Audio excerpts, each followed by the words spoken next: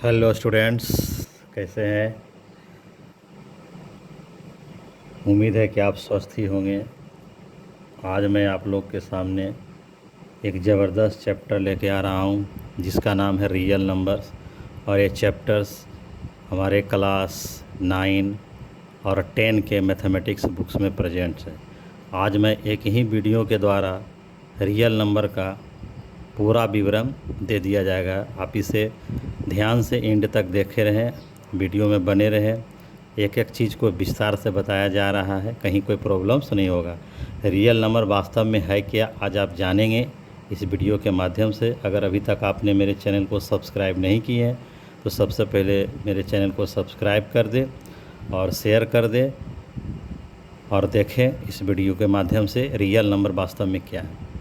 तो real numbers के बारे में हम लिख चुके हैं कि ये number whose square is non negative number. कोई भी नंबर लीजिए जिसका हम स्क्वायर करें तो क्या आना चाहिए, नॉन निगेटिव, वही हमारा रियल नंबर। एग्जाम्पल में है ऑल रेशनल नंबर और इरेशनल नंबर। मैं एक एग्जाम्पल लेता हूँ। सपोज हमने ले लिया 2√2। अगर हम इसका स्क्वायर करेंगे तो मेरे पास 2 आएगा। आप देखिए कि प्लस आया। हमने बोला क्या वहाँ पर एक ऐसा नंबर लेना है जिसको स्क्वायर करने के बाद नॉन निगेटिव यानी पॉजिटिव होना चाहिए। √2 का स्क्वायर क्या हो गया, 2 हो गया कि नहीं हो गया, इसका मतलब क्या हो गया, पॉजिटिव हो गया। तो जैसे 5 का स्क्वायर करेंगे तो ये +25 आएगा। -1/2 का स्क्वायर करेंगे ये भी 1/4 आया। यानी कोई भी ऐसा नंबर जिसको हम स्क्वायर करें तो हमेशा वो प्लस आवे, वही मेरा रियल नंबर है। अब रियल नंबर को विस्तार से बढ़िया से समझने के लिए आपको अनरियल नंबर को समझना ज़रूरी है। अगर आपने अनरियल नंबर को नहीं समझा तो आपको पता ही नहीं चलेगा रियल नंबर वास्तव में है क्या। इसमें लिखा हुआ है कि कोई भी निगेटिव नंबर जिसका स्क्वायर रूट पॉसिबल, किसी प्रकार का रूट, हमने रूट लिखा, रूट का मतलब हो गया square root, cube root, fourth root, fifth root, किसी टाइप का रूट अगर पॉसिबल नहीं हो तो उसे हम लोग क्या बोलते हैं, अनरियल नंबर। और एक नंबर और है, अगर अनरियल नंबर का हम स्क्वायर भी करेंगे तो मेरा एक क्या होगा, निगेटिव नंबर आएगा। अगर निगेटिव नंबर स्क्वायर करने के बाद आ जाता है या क्यूब करने के बाद आ जाता है तो हम समझ जाएंगे वो नंबर क्या है, अनरियल है। आप देखिए यहाँ पर क्या है, थर्ड रूट है -5 का, और रियली बात है -5 का थर्ड रूट पॉसिबल नहीं है। -7 का तो रूट ऐसे भी पॉसिबल नहीं है। -9 का रूट पॉसिबल नहीं। अगर हम यहाँ पर -9 का स्क्वायर करते हैं तो मेरा क्या आ जाता है, -9 आ जाता है। तो इसका मतलब क्या है, रियल नंबर का डिफिनीशन बोलता था कि स्क्वायर करने के बाद क्या होना चाहिए, प्लस। यहाँ देखिए माइनस आ गया, इस प्रकार भी अनरियल नंबर है। तो अनरियल नंबर को देख लीजिए, ये क्लास 11 में पढ़ने का है। रेशनल नंबर के बारे में जानिए कि रेशनल नंबर कोई भी होता है PYQ के फॉर्म में होता है, जिसमें जो डिनोमिनेटर की होता है वो 0 नहीं होता है, और P और Q इंटीजर है, बट इंटीजर के बावजूद भी Q का वैल्यू 0 नहीं है, 0 छोड़कर कुछ भी हो सकता है। आप नोमिनेटर 0 ले सकते हैं। तो ये सब एग्जाम्पल्स हमारे हो गए। अब आते हैं इररेशनल नंबर। ये हमारा इररेशनल नंबर है जिसमें नाइदर टर्मिनेटिंग नॉर रिपीटिंग होता है। हम इसको आगे थोड़ा सा एक्सप्लेन करेंगे। तो √5 ये √12, इसका कंप्लीट रूट नहीं निकलेगा। यहाँ पर देखिए 50 है, उसके बाद 500 है, उसके बाद 5000 है। यानी हमारा जो नंबर है बार बार चेंज कर रहा है, ना तो ये रिपीट कर रहा है और ना तो टर्मिनेट कर रहा है। यहाँ भी 12 है, वहाँ 122 है, यहाँ पे चेंज कर गया। यानी एवरी टाइम ही चेंज कर रहा है, डॉट डॉट का मतलब आगे ही बढ़ता चला जाएगा, इसीलिए पता चला इरेशनल है। प्राइम नंबर 2 से शुरू होती है। प्राइम नंबर जिसका ओनली क्या होता है, 2 ही फैक्टर होता है। प्राइम नंबर का कितने फैक्टर होते हैं, ओनली 2 फैक्टर्स होते हैं, 1 और इटसेल्फ। 1 और इटसेल्फ हमारे क्या होते हैं, 2 फैक्टर्स होते हैं। इसलिए 2, 3, 5, 7, 11 है। इवन नंबर 2, 4, 6, 8 है जो 2 से डिविजिबल होता है। ऑड नंबर जो 2 से डिविजिबल नहीं होता है एक्सेप्ट 1, 1 को छोड़कर कोई भी नंबर जो डिविजिबल नहीं है, जैसे 1, 3, 5, 7। कंपोजिट नंबर जिसका मोर देन 2 फैक्टर होता है, 2 से कम फैक्टर नहीं होता है। मिनिमम जो स्मॉलेस्ट जो कंपोजिट नंबर है 4, 6 है, यानी हमेशा वो 2 से अधिक टेबल में वो कटेगा। अब मैं आपको रेशनल नंबर इरेशनल नंबर को विस्तार से बताने जा रहे हैं। बहुत सारे स्टूडेंट्स को बहुत सारे कन्फ्यूजन होते हैं, रेशनल नंबर को सही से समझ नहीं पाते, क्योंकि रेशनल नंबर में 2 पार्ट हैं। एक पार्ट का नाम है टर्मिनेटिंग है और दूसरे पार्ट का जो है रिपीटिंग है।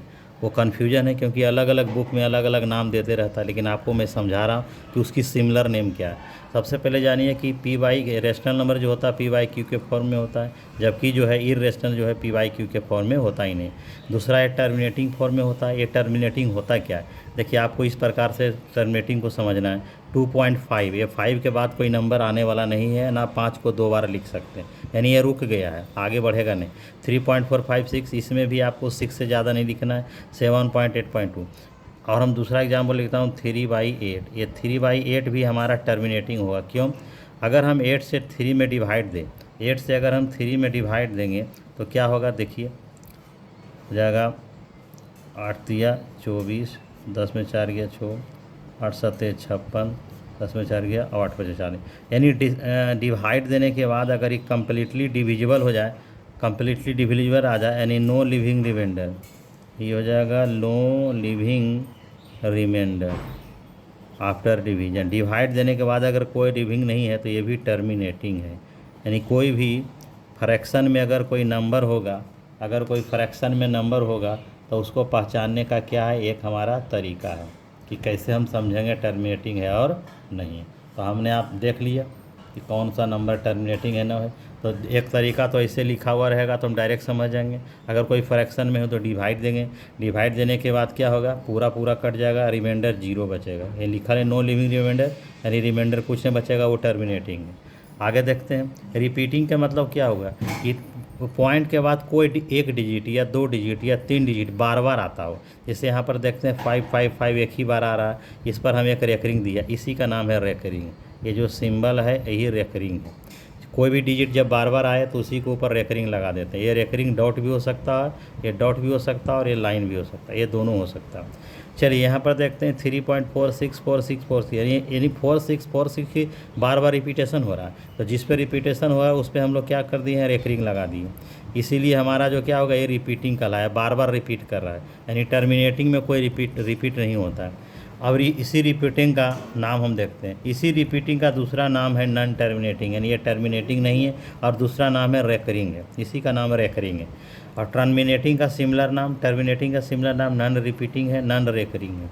इसमें ना तो नॉन रिपीटिंग होता है, नॉन रेकरिंग होता है, ये दोनों नहीं होता। सिमिलर नेम आप समझ गए, ये रेशनल नंबर भी आप क्लियर रूप से समझ लेते हैं। अब हम आगे का टॉपिक में देखते हैं। अब एक एग्जाम्पल्स लेते हैं कि अगर कोई भी रेशनल नंबर टर्मिनेटिंग फॉर्म में होगा तो इसको पी वाई क्यू के फॉर्म में कैसे हम लोग चेंज करेंगे। यहाँ पर आप देखिए कि 2.573 है और हमारा 3 पे रेकरिंग है। रेकरिंग जब भी होगा तो पॉइंट के किसी भी डिजिट के बाद होगा। और एक बात ध्यान देना है, अगर किसी डिजिट पर रेकरिंग शुरू हो जाएगा तो बाद में नॉन रेकरिंग नहीं होगा।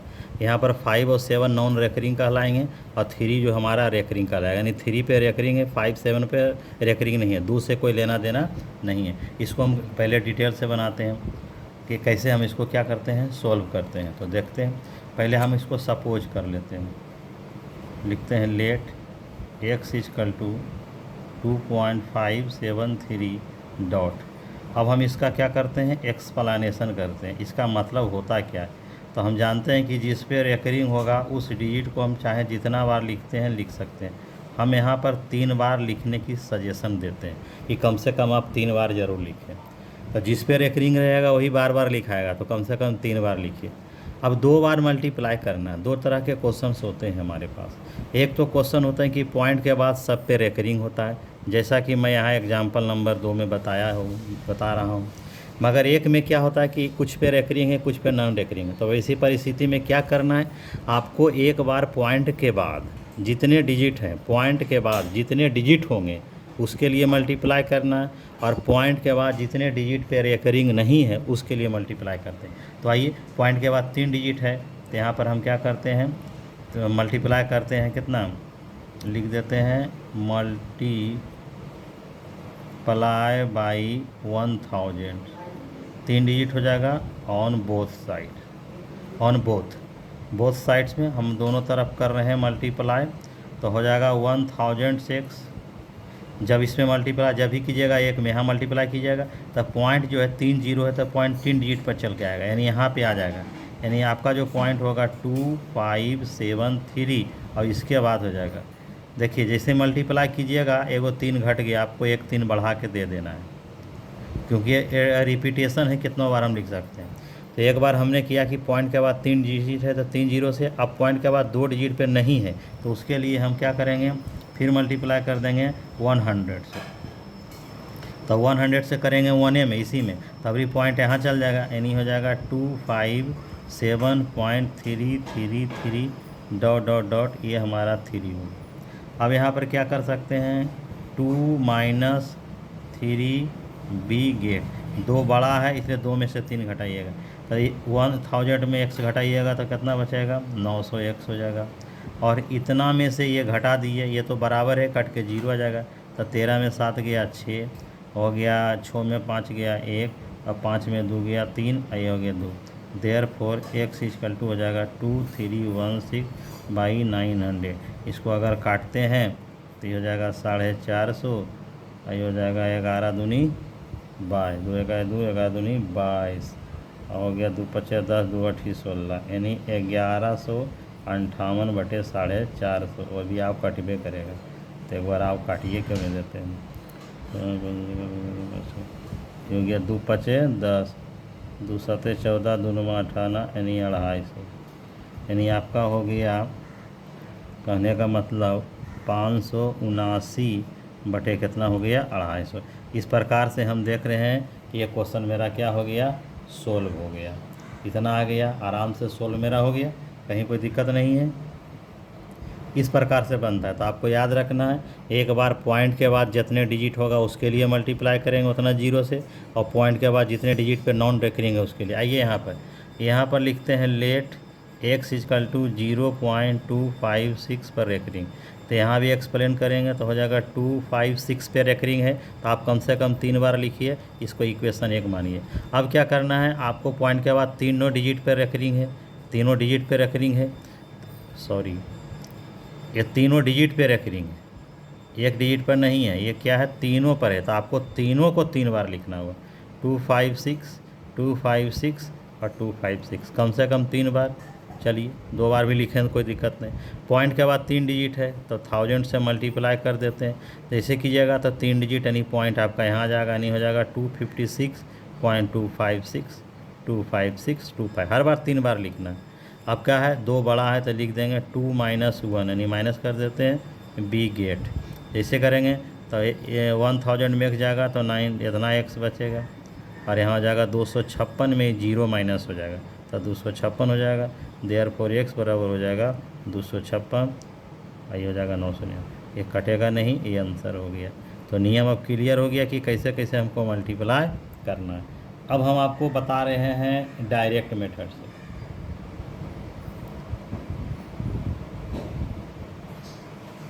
आइए, अब डायरेक्ट मेथड क्या है, डायरेक्ट मेथड से हम कैसे बताएंगे, तो जैसे देखिए पहला था 2.573 पर रेकरिंग, तो सबसे पहले आपको करना कुछ नहीं, ये 573 लिख देना है, ये 2 आगे में उसे ही रहेगा। अब बटा रेकरिंग इस पे है तो ये रेकरिंग वाले के लिए 9 दीजिए, और नॉन रेकरिंग वाले के 0 दीजिए, बस आपका यहाँ पर से क्या कर जाता है, बन जाता है। बाद बाकी कटेगा तो हम लोग क्या करेंगे, काट देंगे, तो यहाँ पर ये चीज़ आ जाता है ना, ये 5, फिर उसके बाद मिक्स फ्रैक्शन में तोड़ के हम बना देंगे। या अगर आप ऐसे नहीं बनाना चाहते हैं तो दूसरा भी तरीका है, पहले ऊपर से नीचे पूरे लिख दीजिए, और रेकरिंग के पीछे जितना है सबको माइनस कर दीजिए, और रेकरिंग के बदले 9 दीजिए, 2 रेकरिंग नहीं है इसे 0, अब इसको घटा दिए, 13 में 7 गया 6, है ना, बचा कितना 2316, है ना, 13 में 7 गया 2316 बटे कितना हो गया 9, ये भी उतना ही हो जाएगा, 2316 बटे कितना हो जाएगा 9, यानी दोनों में आंसर सेम आया। अगर इसको डायरेक्ट हम बनाना चाहते हैं बी का, तो पहले तो इसमें 256 लिख देंगे, अब तीनों पर रेकरिंग है तो 3 को 9 पड़ जाएगा, जितने रेकरिंग उतने 9 पड़ जाएंगे।